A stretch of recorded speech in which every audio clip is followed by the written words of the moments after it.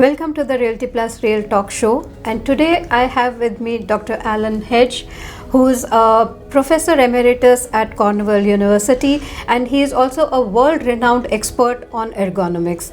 Dr. Hedge, a very warm welcome to you. Thanks for sharing your time and talking to us. You have spent more than 3 decades in ergonomics program. There's a lot of a lot of people don't know about ergonomics. Those who know, they have a lot of misinformation or misconception, even designers and architects, about ergonomics. So who better to ask than the expert on what really is ergonomics? Thank you. That was a great question. The word simply means the science of work. Ergo is the Greek for work, nomos for laws, the laws of work. And so there are 4 areas that we look at to create something that is ergonomic. We look at the physical design. It has to be the right size, the right shape. It has to fit with the people who are using the product in the setting that they're using it. We look at the environment in which it's being used. You have to be able to see things. You have to be able to hear things. If you try typing on a laptop on a train or in a car that's bouncing around, it's not that easy compared to something that is stable. So we look at the environment. We look at things like the quality of the air, how that affects the work you do. We look at the organizational aspects of the environment. Typically work is done using teams of people. How do they communicate with each other? How do they deal with each other as well? And so we have to look at these areas. The last one we look at is what's happening in here. We call it cognitive ergonomics. So when you use a computer, there's the physical aspect of where do you put it? On your knee, on a table, on a desk, on a standing table. How are you using it? What's the design of the keys and the screen? But then what's on the screen? How do you understand the information that's there? How do you understand what an icon on the screen means when you click on it? And so ergonomics looks at taking these 4 different areas of work and putting them together to create a solution that is really easy for a person to use, means that they can be productive, they won't make mistakes, they'll enjoy what they're doing, and they won't get injured.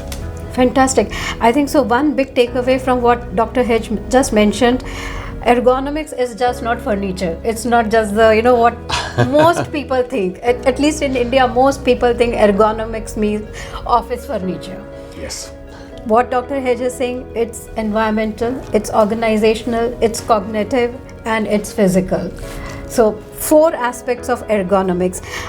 Now, Dr. Hedge, you also mentioned about how working spaces are changing, the teams working together. There's a lot of emphasis on collaborative spaces these days. We are working in hybrid mode also. How has the new way of working impacted humans and their performance? In part, another great question. It depends how that happens, but let me give you some examples. Typically, what we see is that in the workplace, a worker might have ergonomic products, an ergonomic chair, maybe an ergonomic desk that is height adjustable, maybe an ergonomic monitor arm, maybe a keyboard platform to put the hands in a more neutral position, but they won't have that in the home or wherever else they're working. So you have to look and say, how much time are you spending here? If you're only spending 2 or 3 days a week working with a great design, and then you're doing 2 or 3 days a week with not a great design, you'll have a problem over time. So we look to see how can you have ergonomic products in all of these settings. But also you have to think about what other aspects of those products are you dealing with. For example, you might be let's say a salesperson who spends time in a car. Where are you going to use a computer in a car? What kind of ergonomic arrangement? And maybe a tablet then becomes better for you than a laptop computer. So we have to analyze all of those different settings. Most of the time, we want people to be doing most of their work in the best arrangement. because that will do at least three things. It will keep them healthy, it will keep them productive, and it will keep them happy.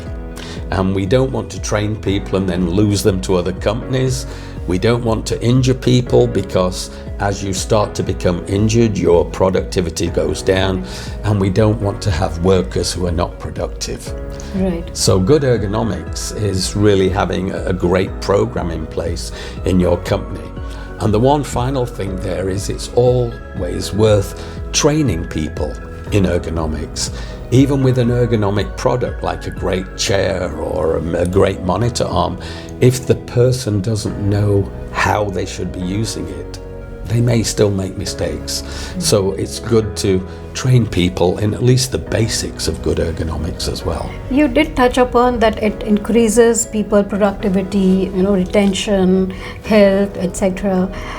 But we still don't see organizations spending that much on high quality ergonomics. So let's hear it from Dr. Alan Hedge. Why should businesses, companies invest in high quality ergonomics? What's in it for them? The answer is twofold.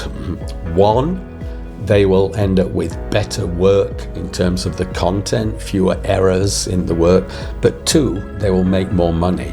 And let me tell you how we know that. Money sounds good. We have one nice study done in the USA that showed that for every dollar, a US dollar, that a company invests in a good ergonomics program with good ergonomics products, the return on investment is $18. So there aren't many things where you can put $1 down and get $18 back as a result of that. So it really is worth investing in good ergonomics, because you'll end up with better performing employees, you'll end up with more productive employees, you'll end up with healthier employees, and they will be more satisfied, so you will end up with better retention. The last thing you want to do is to train an employee to become skilled and then have them move to another company. Right. Most importantly, they'll be more productive, which means better results for the company. Absolutely. And, as Dr. Ellen had said, that what does give you better returns than $1 giving you $18 back? Yes. Fantastic. You are here on the study tour, the lecture tour, 2-city lecture tour. You'll be talking to a lot of architects, designers. What are your expectations? What are you looking at? You want to talk to them about? Well, the first thing is I want to talk to them about what ergonomics really is, because as I've traveled around the world, I've found that most architecture and design programs don't teach the students anything about ergonomics. So you can design something like maybe a beautiful chair, but if it's not comfortable, if it's not easy to adjust, if it's not a good sustainable product that improves health, satisfaction and performance, it's not ergonomic. Why would you do that? We want people to design products that are beautiful products, but that work really well as well. And that's our hope. In fact, I co-authored a book that is coming out this summer, in which we've looked at 50 products that are not well designed to show how you can improve learn from the mistakes. Yes. In fact, we call the book 50 Ways to Fool the User. Right. I'm looking forward to that. It should be a humorous book as well. But great design shouldn't only look beautiful and be cost effective, it should work really well. And ergonomics doesn't mean an ugly design. It means you can combine the best of design with the best of performance to get the best of productivity and well-being in your employees. That's very right. In fact, you've been you have worked with Fortune 500 companies, you have advised global policy advisors, you have also advised NASA for their astronauts workspace. What is that one advice that you will give our viewers? A simple change that can make a big difference in their, big difference to help them avoid ergonomic health hazard. What would be that one big, small little thing, and it makes a big difference? So number one, pay attention to your body. A lot of people will start to experience a problem, like maybe starting with some backache or maybe some pain in the wrist. Don't assume that this will just go away. If it's caused by the equipment you're using and how you're working, the problem will get worse every day. We call it a cumulative trauma disorder. Cumulative meaning every day it gets worse and worse. It's like if I took this and hit my hand every day, after a week, after a year, my hand would be in a bad shape. Don't ignore it. So pay attention straight away and then see if you can find out why it's happening. Have you adjusted things correctly? Are you using things correctly? For example, a lot of people will use a computer mouse holding their hand like this. This is an awful posture for looking at what's happening in the wrist. You need to have a flat hand like that to use a mouse. So look at that, look for ergonomics information. If your products are good ergonomic products, look at the recommendations on how they should be used. How should you be sitting? For example, let me show you here. A lot of people will have an ergonomic chair and they'll say, yes, this is really comfortable. And then when they work like this. They are bending down. You're not getting any benefit from that. If this is really comfortable, bring everything to you here. Work here. Don't do this. So some ergonomics education is also helpful to people. Right. That's fantastic. I think very good tips. How you use your mouse, how you use your tools is very important. Take care of that. And if you have any pain or if you have any health problem, do find out the reason for that. It could be your wrong design of tools that you are using, wrong design of furniture that you are using, or probably the environment that you are working. As you said, ergonomics is not just physical, it's also the environment probably, that you are working in with bad lighting, maybe bad, the air quality as you mentioned. Anything could be the reason behind the noise as well. I mean, one of the biggest problems in most large office environments is the noise. Right? The background noise that people have. So think about if that's an issue for you, what you can do. You might wear noise cancelling headphones so you can concentrate on the work you're doing. That's right. If it's distracting you, you could make errors, and those errors could be costly depending on what the work is you're doing. Just typing the wrong numbers in could, cause a system to crash, and we don't want that to happen. Don't want to. Now, before we wrap up this conversation, one thing I definitely have to ask you. As I mentioned, you have spent 30 years in this field. Yes. What keeps you excited about this subject? What keeps you going? What keeps me going is the fact that although human bodies are pretty much the same now as they were many years ago in terms of, for the same age, technology is changing very rapidly. We've seen this. If I go back to when I started in ergonomics, there were no laptops. There were no mobile phones, there were no tablets. Right? So we've seen this huge change in how work is being done, in how everybody's using the phone. It's no longer a phone, right? They're not using it they're using it as a portal, a way to get into the information on the World Wide Web. What's the next big thing? Well, two things. One, robotics coming in, and two, artificial intelligence, changing how information is structured and delivered to the user and how the user responds to that as well.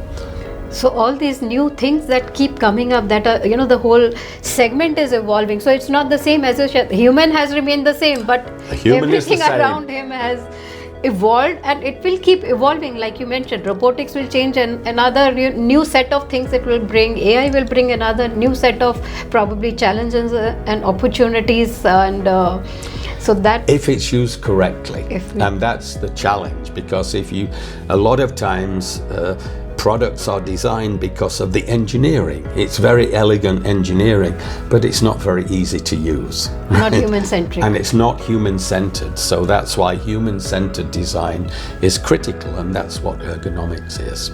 That's great. That's why we have people like Dr. Alan Hedge to advise us what how do we keep everything human-centered. Thank you so much for talking to us. You have a big lecture in the evening, and I'm so glad that we were able to talk exclusively to you. And thank you for sharing your insights with Realty Plus. And I'm sure a lot of our viewers will get a lot of good, valuable takeaways from what you just mentioned, and it will hopefully help them keep healthy as well. Thank you so much. I hope so. Thank you very much. And all the best for your upcoming tour. Thank you very much. Thank you. Don't forget, ergonomics is really important. The last words from the man himself. Thank you.